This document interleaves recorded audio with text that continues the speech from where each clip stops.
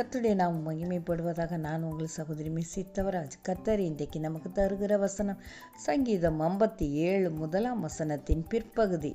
விக்கினங்கள் கடந்து போகும் மட்டும் உமது செட்டைகளின் நிழலிலே வந்து அடைவேன். இவ்வாறு எழுதுகிறார் தாவீது ராஜா.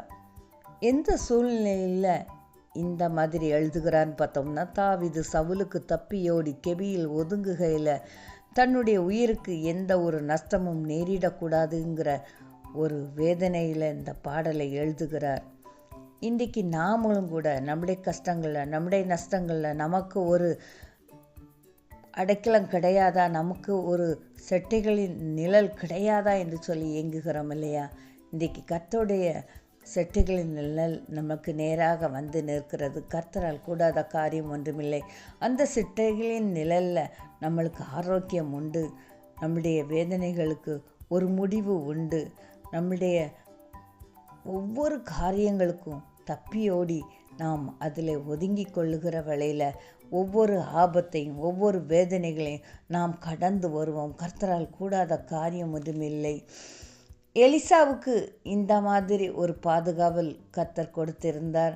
ஒவ்வொரு தேவ மனிதர்களுக்கும் கர்த்தர் இப்படி ஒரு பாதுகாவலை கொடுத்திருந்தார். இஸ்ரேல் மக்களுக்கு கூட கர்த்தர் இந்த மாதிரி ஒரு நல்ல ஒரு பாதுகாப்பை கொடுத்திருந்தார்.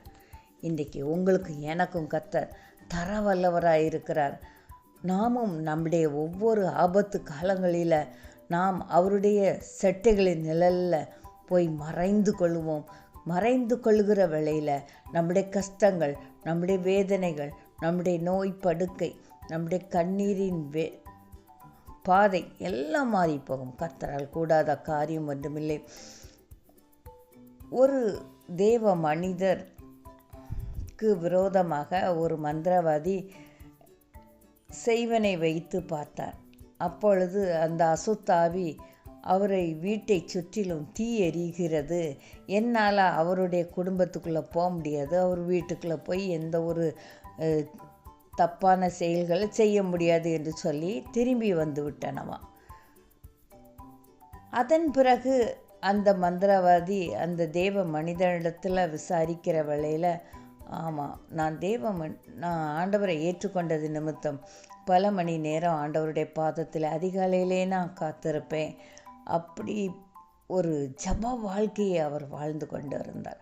அது நிமித்தம் அன்றைக்கு இந்த செய்வன கட்டுகள் எதுவும் அவரை தொடாமல் கர்த்தர் காத்து கொண்டார். இன்றைக்கு நாமும் இந்த மாதிரி நம்ம ஜப வாழ்க்கையை கூட்டுகிற வேளையில், நாம் ஆண்டவரோடு இணைந்து நடக்கிற வேளையில் எல்லா இக்கட்டுகளுக்கும் கர்த்தர் நம்மளை விலக்கி காத்து அவருடைய செட்டைகளின் நிழலில் வைத்து பராமரிப்பார். கர்த்தரால் கூடாத காரியம் ஒன்றுமில்லை. கர்த்தர் தாமே இந்த வார்த்தையை ஆசீர்வதிப்பாராக. ஆமென்.